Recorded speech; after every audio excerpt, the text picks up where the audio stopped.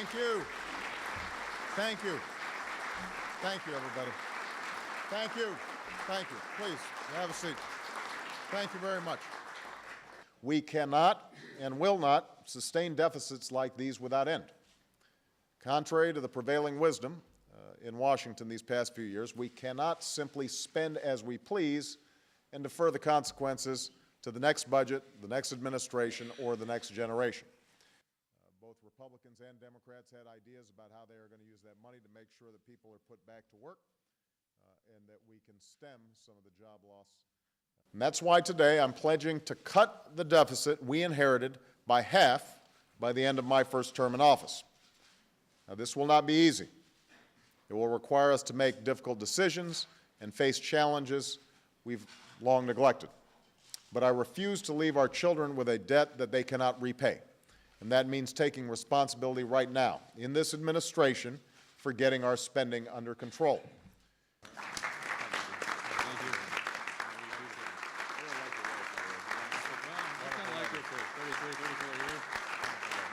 Thank you. Thank you, everybody. Thank you. Please.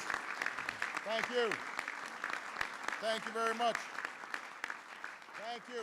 Everybody, please. I'm announcing today that this Wednesday, our administration will begin distributing more than $15 billion in federal assistance under the Recovery Act to help you cover the costs of your Medicaid programs. I know something that is going to be of great relief to many of you.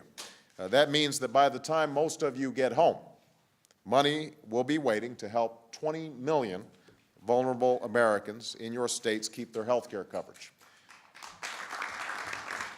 Recovery and Reinvestment Act done. I don't want to single out too many folks, but Governor Rendell, Governor Douglas worked.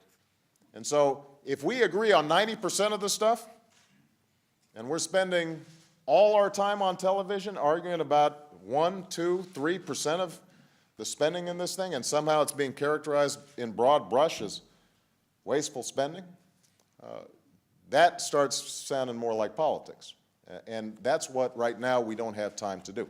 He believes that, for the most part, you agree with 99% of the plan, and that there's a lot of arguing and debate, chatter over cable television over a very small portion.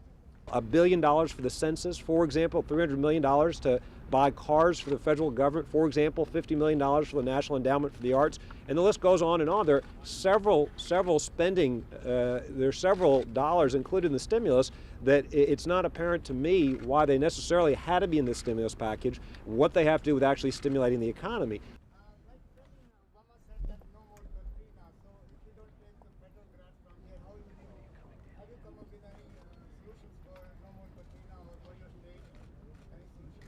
Well, one of the things that I was happy to actually see in the stimulus, one of the things that I mentioned to the